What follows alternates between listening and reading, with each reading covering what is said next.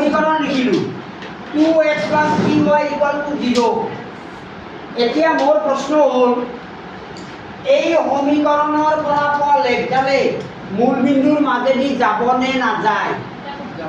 কিয় যাব? এই আৰ্হিত যদি আমি পেলাব লাগে ইয়াত চিৰ ঠাইত আমাৰ কি আছে? 0 আছে, ইকুয়াল টু 0। ইয়াত দেখোন আল্টিমেটলি আমি c = 0 পালোঁ।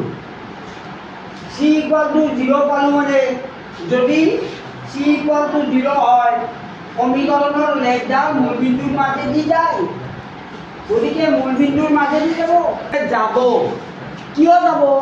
মূলবিন্দুৰ মাজেদি যাব লাগিলে x ৰ মান 0, y ৰ মান 0। c ঠাইতো আমাৰ 0 আছে, c পদটো নাই, ইয়াত যেনেকৈ c আছে ইয়াততো নাই, হয়নে নহয়? গতিকে ইয়াত নাই মানে c ঠাইত আমাৰ কি আছে? 0 আছে।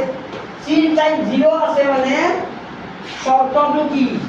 যদি c = 0 হয় দুটা চলকযুক্ত রৈখিক সমীকরণের লেখডাল মূলবিন্দুর মাজেদি যায় 0 0।